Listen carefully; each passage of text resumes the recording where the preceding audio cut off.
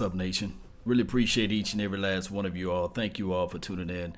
We're going to get this thing going one way or another. We're going to talk a little bit about Dak Prescott and his contract, and we're going to listen in to 105.3 The Fan, one of the greatest. I'm talking about the voice of the Cowboys, Brad Sham. He's going to go through the off-season moves and the off-season training camps and things like that, of what's going to happen in the future. So all we can do is pretty much here sit back and wait and see how this thing can all unfold. I really appreciate each and every last one of you all. Thank you all for being part of the nation. Hey, it is what it is at this point. You guys can also catch this stream live on the Periscope, as well as we live on the Twitch machine, or Twitch if you want to go there.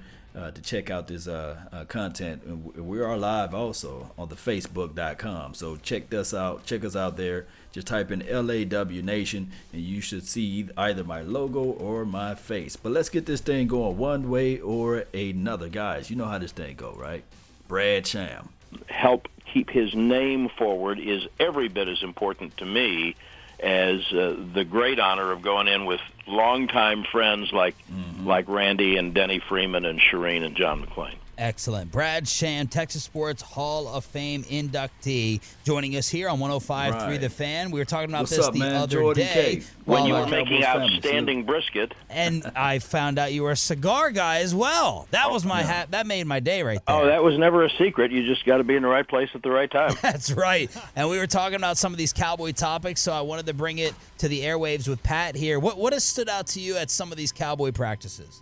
You know, there's very little you can really tell if you don't know, like a coach, what's going on, because you can't tell anything about linemen. Like, we all want to know about the free agent tackle from Clemson, and the guy that brought us keeps touting Knight, the kid from Indiana. You can't tell anything from this. You'd have to be Columbo and be in those, Mark Columbo, and be in those meetings and know how they're picking stuff up with assignments and in drills. So one thing that's jumped out at me, and not just me, because some of us have talked about it on the sideline like we do, Prescott really looks to be throwing the ball extremely well. I think Kitna is going to have a major impact on him. I think his mechanics are better. Rich Dalrymple, the PR director, and I invented a statistic the other day, a la war and whip in baseball. It was VAT, velocity, accuracy, and touch. All of that from Prescott seems materially improved in what you can tell in 7-on-7 and team drills when they're not really hitting. So I'm really intrigued by two rookie receivers, John Vay Johnson and Guyton from North Texas. So if people get a chance to see clips, I'd say number 81 and number 83. Cowboys had highly draftable grades on both of those guys. And then there's so many guys who I have thought, to the extent you can tell it without pads, that the defensive end from Miami that they signed, the veteran guy Quinn, he's looked really good on his first step. His explosion appears to me to be noticeable. Now, what that will look like in pads, and especially not just in September, but in November, that I don't know, but I'm intrigued by that, and I'm really interested to see minicamp next week, and really interested to see training camp when they finally get pads on. No doubt, man. So far he's saying the same thing we've been echoing. Guyton been shining, and John Vaya, he's been shining out there. So it's another story when actually the pads come on and we actually out there during training camp. We will see whether or not those guys can hold up and stay up and be up. That's what we really want to look for. Now, as far as what he was talking about, as far as Dak Prescott, the mechanics, this is big news. This is doggone groundbreaking news, because we've been saying this since day one with Dak Prescott, especially since 2016. He's just not a great practice player. He don't show up well during practice. And now that you are seeing the improvements during practice, my goodness, this is what we want. This is what we really want to feel, Cowboy Nation. We want to be able to feel like, hey, this guy is showing up and showing out during practice. We talking about practice, not a game, practice. This is what I love to hear, Cowboys. Let's go. Your take, the storyline is the Kellen Moore difference. Can the offense be more new school? Is Jason Garrett going to give up enough control? What is your take on the Kellen Moore offensive difference? Well, one thing that apparently, I didn't realize this, but apparently people don't understand is how much leeway Garrett gives his coordinators and position coaches. Maybe that's because he was both himself, and so he appreciates a head coach who doesn't try to call everything, but he wants the imprint is Garrett's offense, but Garrett's not right. Garrett's not telling them exactly what to do. He's going to let them do what they do. So the other part, you remember when Linehan was dismissed and Kellen Moore was promoted, it wasn't the Garrett offense, it was the Linehan offense. Right. And then the question was, well, the guy, Kellen Moore, has been around Linehan 6 years in Detroit and the last few years here. How's he possibly going to be any different? My answer to that would be, tell me all the ways in which most men are exactly like their fathers. I mean, you're different. Yeah, you learn, but you're different because everybody's different. I think that just think about the offense that he played in at Boise. Listen to the people who were around him at Boise and saw his vision. By vision, I mean literally the way he sees the field and can diagnose a defense, and talk to the people who have been around him the last couple of 3 years. And my belief is that he has some definite ideas about how to enhance big plays, make the offense more unpredictable and explosive. Will he be a rousing success at all that? I don't know, but I think that's the thing that they have seen in him. And based on talking to the players, that's what I'm kind of expecting to see. And I think the combination of what he sees and does with Kitna's similar view, plus Kitna's impact on Dak's mechanics, plus maybe even more input from the other offensive coaches, it leaves me really intrigued. Really intrigued, Brad Sham. And So he was saying that basically Kellen Moore is going to be different from what we saw from Scott Linehan. And as far as the mechanics and just adding in the fact that we have John Kitna now, who's going to teach him some of the ropes, and he's going to pick up some of the things that John Kitna was able to do when he played football. And the thing is with coaching, when you're coaching someone, you want to figure out ways where you can give them shortcuts. Whereas you made mistakes that you want to be able to tell them, hey, I'm identifying your problems now, and I'm going to show you what improved in my game. I'm going to show you what I was able to do in order to elevate my skill set. I'm going to show you how I was able to beat teams out when I played. So that's what John Kitna is going to bring to the table. That's what I believe. I don't know what you guys believe, but that's what I believe. And then on top of that, if you look at everything from A to Z, yes, Kellen Moore is different from Jason Garrett, and he's different from Scott Linehan. Now, it's still you can still have some xenophobia, right? The fear of the unknown. You can still have that in your reservations, but outside of this, I can say that, man, when you look at Kellen Moore's track record, when he was in high school, everybody was praising him. When he was in college, everybody was praising him. Not just his arm strength or his skill set, but more so his play calling, his playbook. So we got all those things into one. So let's see how this thing is going to unfold in the following weeks. They always tell me is that Sean always interrupts you, Pat, and so you just did it again. My thing is I just don't understand Cowboys fans who are not ready to lock him up and have him be the guy, because I think he's proven that he can be the franchise quarterback. So you've said several interesting things there. One is about not understanding Cowboys fans, that you're going to have a long line of people who don't understand Cowboys fans, except sometimes I don't, sometimes I do, and it makes me sad. But worth. Break it down. What's he worth? That's the voice of the how star, are we baby. defining worth? Brad Sham. Some people think that means an objective, or a subjective decision that X means you're really a superstar, and so he's not really a superstar by accomplishment, so we're going to give him X minus 15. That's what we think he's worth. And that's a subjective number. if 6 guys in one room will have 6 I'm different put the answers. definition of worth. Now, another interesting way to define worth is what he can get.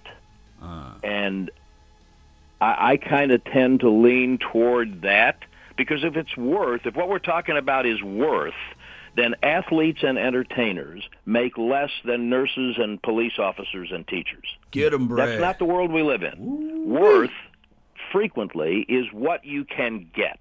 So the market has pretty well been decided. And what to me, what Wentz got, I saw this tweeted a couple of places, but to me, what Wentz got, if those numbers are accurate, that's probably in line with what the Cowboys expected to pay. They were drafted the same time. Right. One was in the 4th round. One was the 2nd pick in the draft. Right. One has won, 2 playoff games. One has been injured but took his team to the lip of the cup of the Super Bowl. So if Wentz is worth $32 million, if that's what he's worth because that's what he can get a year, then, and we did have this discussion at Sean's house last week. People say, $30 million for Dak? What's he done to be worth $30 million? Well, he's been better than a lot of other people in his classification, and you certainly want him to accomplish more than he has accomplished. Absolutely. I think you can make a case that he's gotten better each year. I always have this part of the discussion, Pat, when I say his first year and a half was really, really good. And then the nuclear cataclysm that was the Atlanta game 2 years ago happened, and from the middle of 17 till the middle of 18, he was not that guy. He was making bad decisions. I don't care what the numbers were. He was making bad decisions that led to interceptions and sacks. Now, when they brought Cooper in, and don't forget, changed the offensive line coaching, now the second half of 18, he's a different guy again. He's more like the guy from the first year and a half. So now I've got that guy, I got that evidence, put with the team that's around him, put with the market, and I think, Pat, that I am saying kind of what you're saying. If you don't think that he's a $30 million quarterback, okay, I understand that. Just tell me who the guy is, where you're getting him. Where you going to get your quarterback coming from? Wow. I would pay him the $30 million in a heartbeat, because I think he is going to take more steps. Remember, he finished 3 years. Where was Romo 3 years into his career, because he hadn't played yet? Oh, man. So he's played 3 years. There are heavy expectations of his improvement. But I don't know where you're going to get the next one. We've seen what that's like over time, where you're looking for the next one, when they accidentally fell into Romo and accidentally fell into Prescott. And I've seen enough to make me say, okay, that's what the market bears. That's what it costs. I don't want to pay the guy $30 million, but I also don't want to pay anybody that kind of money. I'm a Cub fan. I don't want them paying Kimbrel what they're paying him. But that's what it costs. So, Brad Sham, the voice of the star, the voice of the Cowboys, the voice of the silver and blue, however you want to put it, however you want to lay it down, he was pretty much saying that, hey, Dak Prescott is going to get paid what the market exhibits or exudes or what puts out there as far as the market. Now, just like I said earlier, we was doing comparison and analysis, and we were talking about, hey, if somebody buys a house in a certain area, they're going to pay for what the fair market value of that particular house is in that particular area. They're not going to go out there and say, okay, well, the house is valued in this area $40 million. Now all of a sudden somebody come in at 25. No, it's not going to happen that way. Nor will they come in, and they can't buy it, but nor are they going to come in at 65 million. So that's just the way it is. The market is the market. Now, what happened here is that what tipped the market over was the what's his name? Russell Wilson. He restarted the market. Now, what's going to happen here is people compel and they put up and they make the comparisons of Russell Wilson, what he did when he played for the last 3 years, because they do it on a 3-year scale. They don't do it on a life scale. They do it on a 3-year scale, and that's how you came up with Carson Wentz number 32. So what Dak Prescott is going to get, I don't know. DallasCowboys.com had an article, I believe, or I think it was Mike Fisher, who was saying that they are far apart from each other as far as this negotiation. And that's the truth. You know, negotiations meant to be nasty. They meant to be rude in a sense. They meant to be like, hey, I'm uncovering this, I'm uncovering that. But then at the end of the day, everything is swept under the rug once everything is being seen of what really is going to happen within these contracts. So that's what I'm looking at. So that's just how it is. D. Will, appreciate you, man. Thank you for tuning in. Hey, Miss Jackie, thank you for being part of the nation. Really appreciate you. Can't wait to see you this weekend as we going to do this event with Alan Hearns and Mama Hearns and all those. I can't wait to see you all out there, and we're going to have a fantastic time. Shout out to Cowboys Experience. And with that being said, Philly Cowboys says 33.5. Yeah, it'd probably be right around that area. Now, as far as the guaranteed money, I don't know whether it's going to be north of $107 million. But we'll find out. I hear my baby crying, so I got to go. That's been my time. I really thank you all for yours. Really appreciate each and every last one of you all. She was taking a little quick nap, and it's time for me to get back to father responsibilities and duties. But, hey, let me know. Hit that comment button or comment down below. Let me know what Dak Prescott should get or will get. And also, Cowboy Nation, just understand this right now, that we looking at this price tag as it being so high. But think about it. When Derek Carr got his money, everybody's saying like $25 million is too much money. But hey, now look at it. We were way in the 30s. We left $25 million years ago now, right? So let's continue to grind, baby. Let's get this thing going, and we're going to listen to this. I'm Jalen Smith, linebacker for the Dallas Cowboys, and I'm here with Cowboys Experience, enjoying my time. Happy to be here. We got a lot of fans out. Let's give it. All right. Hey, go Cowboys. Clear eye view. This is Zach Martin. Welcome to the Cowboys Experience. Hey, I'm Michael Gallup of the Dallas Cowboys, wide receiver. Welcome to the Cowboys Experience. Come see me this fall. Fans, this is Jeff Heath. Just want to welcome you guys to the Cowboys Experience. Hope you have a good time. How you doing? Lyle Collins of the Dallas Cowboys. Welcome to Cowboys Experience. Yes, indeed, Cowboy Nation. Really appreciate you guys. Don't forget, subscribe. Hit me up. Let me know whether or not you guys like this content. Let me know if you guys like this format. Let's continue to grind and shine. Let's continue to grow this thing, and really appreciate you guys. I'm looking for my outro music as we begin to get on out of here. Cowboy Nation, all we got to do is still take this thing one day at a time, one movement at a time. Everything else will be fine. And can't wait to see you guys in Oxnard. For those who are going to be out there, let's go, Cowboy Nation. They say a prize fighter continue to fight. Even when he's down, he continue to swing those blows. He continue to begin to push his head and push his mind to these things. If when you're up against the struggles, meet us squarely face to face. Lift your chin, set your shoulders, plant your feet, and take a brace. When it's vain to try to dodge it, do the best that you can do. You may fall, you may come.